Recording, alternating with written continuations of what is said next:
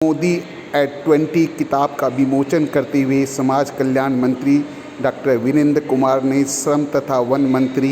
श्री भूपेंद्र यादव की उपस्थिति में समाज के सभी वर्गों के साथ विचार विमर्श किया। और जय सिंह जी को सुन रहा था तो मुझे एक हिंदी की कविता की पंक्तियां याद आई कि लहरों से डरकर नौका पार नहीं होती, कोशिश करने वालों की कभी हार नहीं होती। नन्ही चींटी जब दाना लेकर चढ़ती है, चढ़ती दीवारों पर 100 बार फिसलती है। मन का विश्वास रगों में साहस भरता है, चढ़कर गिरना गिरकर चढ़ना न अखरता है। आखिर उसकी मेहनत कभी बेकार नहीं होती, कोशिश करने वालों की कभी। जज्बे से जीने का जो समाज में एक बड़ा विश्वास पैदा हुआ है वो प्रधानमंत्री नरेंद्र मोदी जी का नेतृत्व। अगर अभी मेरी परमार जी से बात हो रही थी, वो नशा मुक्ति को लेकर के हिमाचल में अभियान चलाते हैं और 3-4 दिन पहले ही पिछले हफ्ते मेरा अरुणाचल में नामसाई जिले में जाना हुआ। हमारे इन सुदूरवर्ती जिलों में वहाँ की मदर्स माताएं आगे आकर के उन्होंने एक डाक बंगले को नशा मुक्ति केंद्र का केंद्र बनाया, वहाँ पर खुद कैंप लगाए। और जो आप मुझे कह रहे थे कि एक लंबे समय तक देश में नशा मुक्ति से लड़ने के लिए किस प्रकार से हमें पॉलिसी इंटरवेंशन चाहिए, ये पहली बार सर्वे करके प्रधानमंत्री नरेंद्र मोदी जी के शासनकाल में हमने इसको नीतिगत रूप में एक लड़ने का संकल्प बनाया। राविंद्र भाई नारा जी जो कह रहे थे, मुद्रा योजना, स्टार्टअप योजना, स्टैंड अप योजना, डिजिटल इंडिया,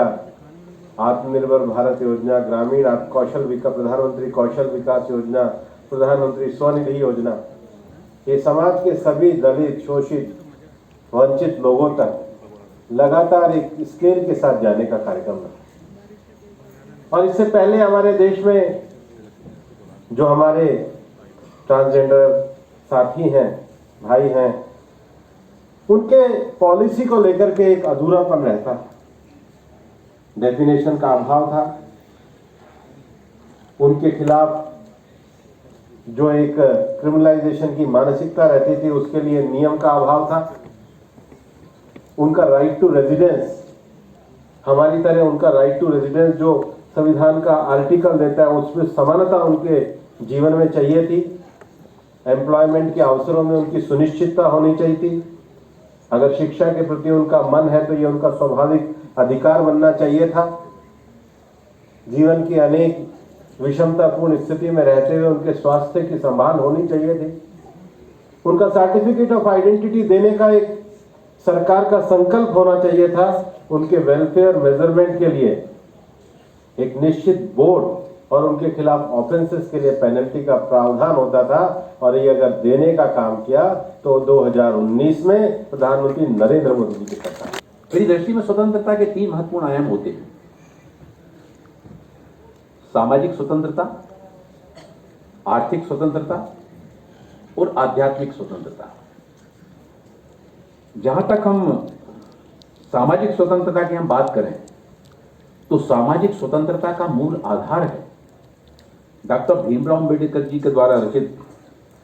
जो संविधान में समानता और स्वतंत्रता के अधिकारों का जो उल्लेख किया गया है, जहां समाज में प्रत्येक व्यक्ति को एक गरिमापूर्ण जीवन जीने का अधिकार मिला हुआ है। आर्थिक स्वतंत्रता की जो हम बात करते हैं तो जब हम हर हाथ को काम, हर पेट को भोजन, और जब हम आध्यात्मिक स्वतंत्रता की हम बात करते हैं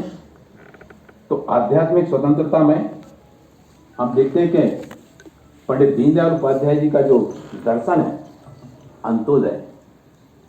हमारे देश में बरसों विदेशियों ने हमारे देश में